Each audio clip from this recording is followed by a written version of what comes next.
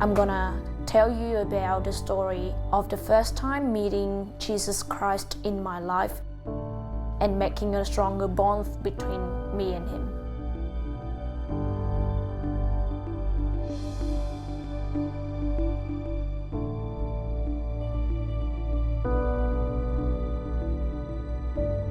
So I was born in Vietnam 20 years ago.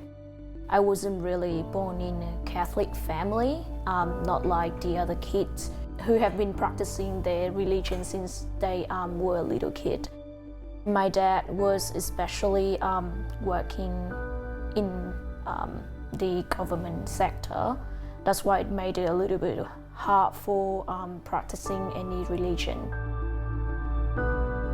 When I was little, probably a little bit before my teenager, my mom sent me to learn piano with the sisters in the convent.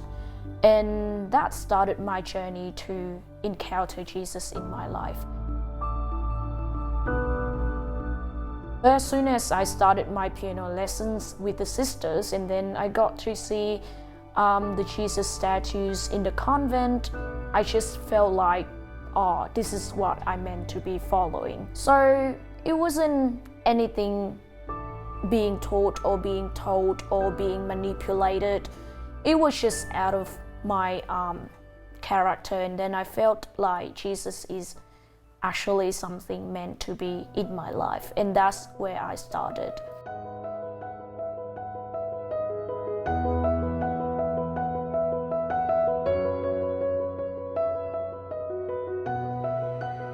I started going to church. That was where I started my journey. I went to church, just a nearby church near my family.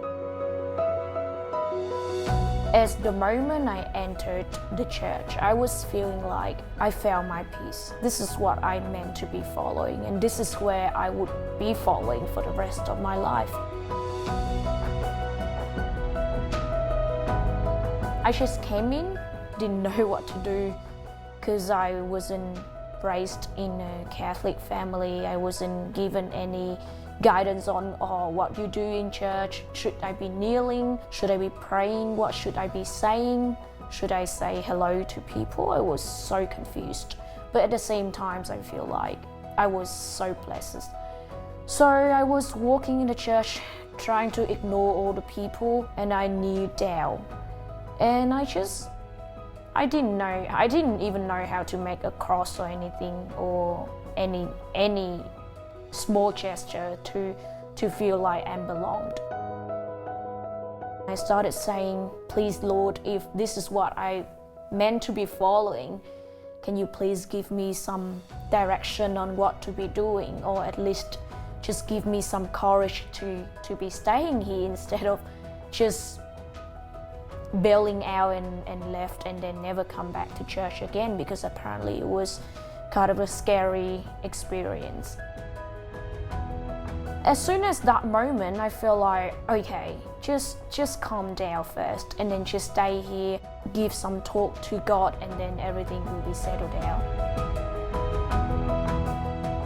I went back home afterwards. The next piano lesson, I talked to the sister. I talked about the confusion that I had, the strong faith I felt within myself, and how it keeps just pushing me to approach nearer and nearer to Jesus and to church and to God and to Mother Mary.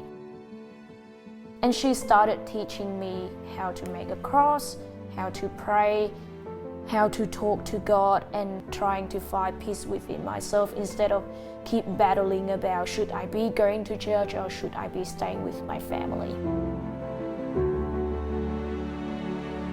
That's when I started praying. So every night before sleeping, maybe I did a rosary, maybe I just said some small prayers, maybe I tried to talk to Him. They didn't really have mass during the day, just 5 a.m. in the morning. It was really early, and also the weather back home was really cold. But something just pushing me, something just calling me, something mysterious that I didn't even know how to describe, But every morning I woke up and went to church and feel like I'm blessed for the day. So it was really small steps, one after another, but I felt like every day the relationship with me and Jesus was strengthening, and it was getting much stronger and much better. That's how I encountered Jesus for the first time. For me, it was scary and really confusing, but definitely Jesus has given me some direction, at least trying to strengthen the bond between me and him. So it's been a couple of years since I started going to church. I finally got the strength to tell my mom about it. She was surprised at the first time she heard it, but she wasn't really against it or anything. She just wanted to make sure that except her, no one knew about it, because apparently she didn't want to bring more troubles to my family. And then things start getting a little bit even more difficult, because that's the church near my house and people knew me and my family, and they started rumors about me. So they started rumors about, why am I going to church? Why am I doing something against my family, against my family religion? Am I really a believer, or am I just some follower trying to make something out of the common sense? So my family started going through a hard time dealing with all the rumors, people talking about me, people talking not nice things about me. So I came up with some solutions. So I thought that, okay, if the church nearby my house doesn't work, it's not where I stopped believing. So I started finding some churches that far away from my house, make sure no one knew who I was and knew my family, and I started going to church there. I was just so little, I couldn't drive myself or I couldn't commute to the churches. So I often rode my bike about like 4 or 5 Ks to the church, and then attending Sunday masses, make sure that I don't bring any troubles to my family. So yes, it was definitely a hard time, a difficult time, a painful experience, and a rough experience for a young kid to be going through.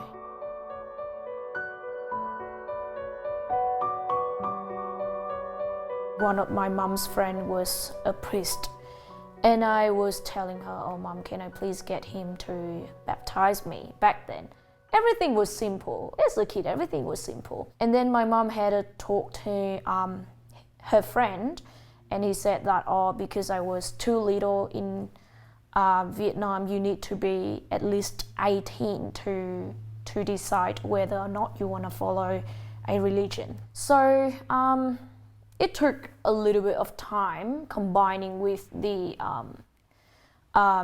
education in Vietnam that I couldn't get along with and all that. Finally, my family came up with the decision to send me to Australia, because they thought that education, religion, environment, everything may be better off for me here.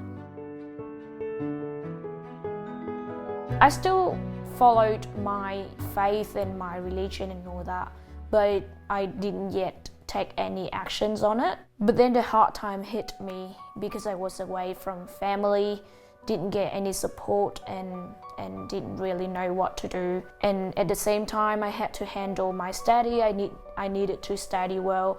I needed to make sure that my life would be going well. Then I start falling into depression and going through another hard time, but this time is way harder.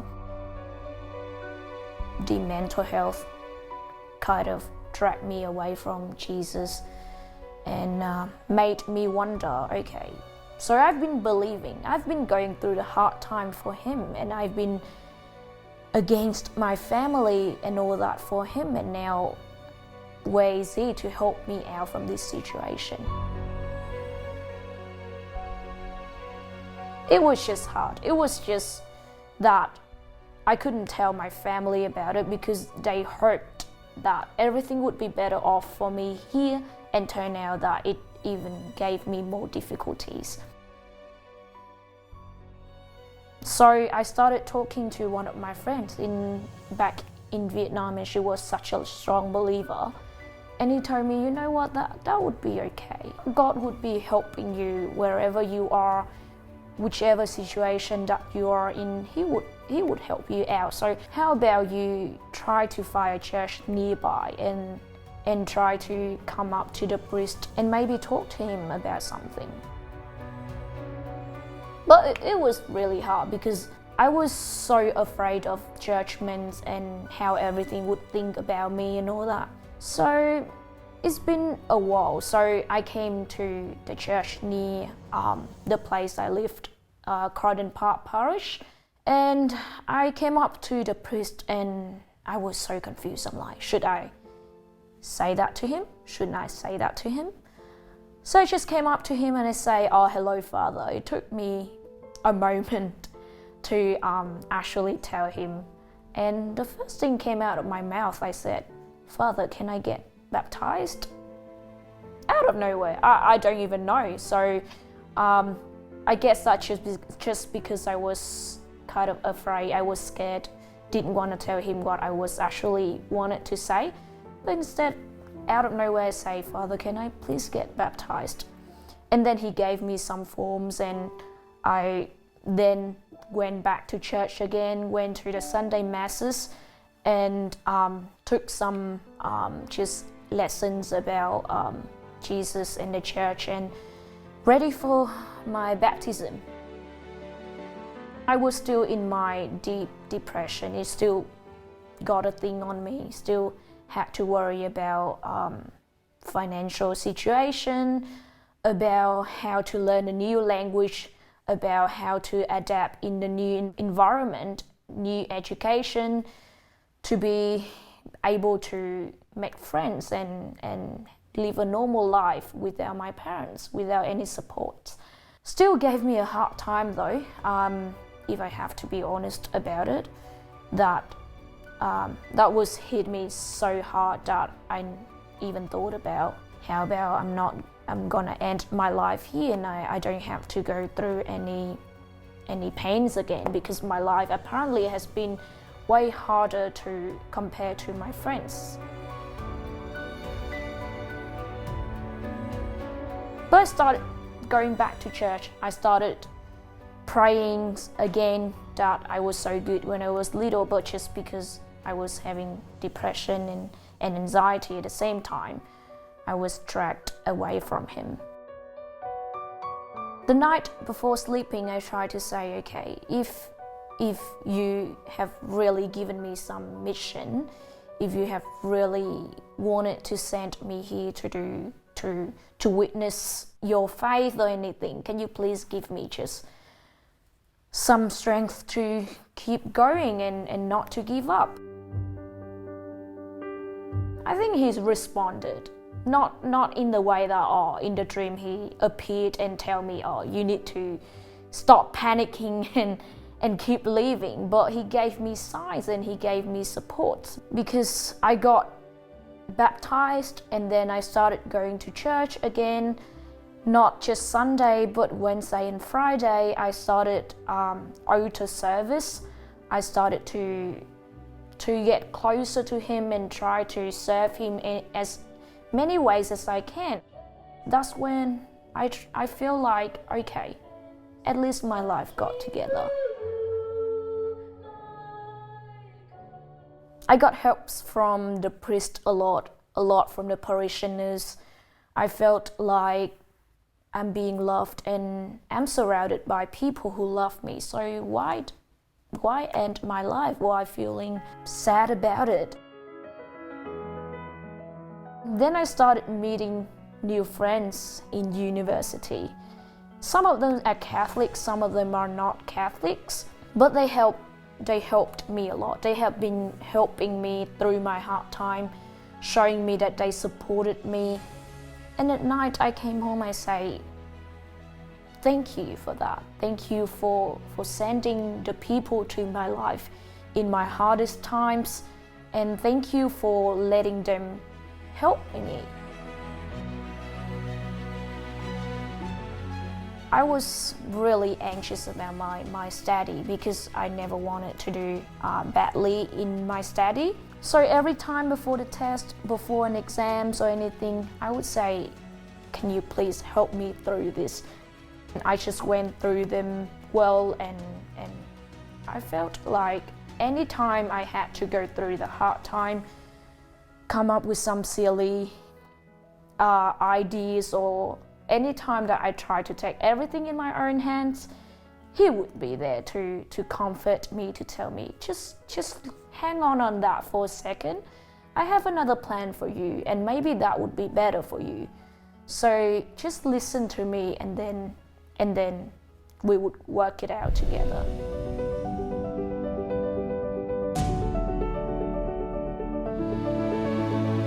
I'm feeling like a lucky person to be able to fight him, even though I wasn't really born in this situation to have him.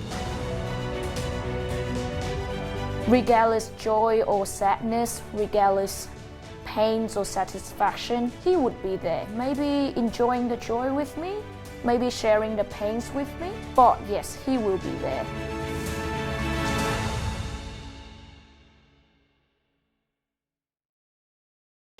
Greetings from Brisbane, Australia, which is very far from where most of you are. In Jesus Christ, what we hear, what we discover, is the good news. Here we find in Jesus Christ, crucified and risen, good news for everybody. And that's why Shalom Media really does have a contribution to make. Shalom Media is seeking to communicate to families and to show to the world the truth and the beauty of what the family is within the plan of God. May the blessing of God really come to you through all that is offered in Shalom World by Shalom Media. The word Shalom itself comes from Hebrew, as you know, and it means peace. May the blessing of God's peace, the Shalom of God, for which we were created, may it come to you from the God who is peace, the Father and the Son and the Holy Spirit. Amen. Shalom World, God's own channel.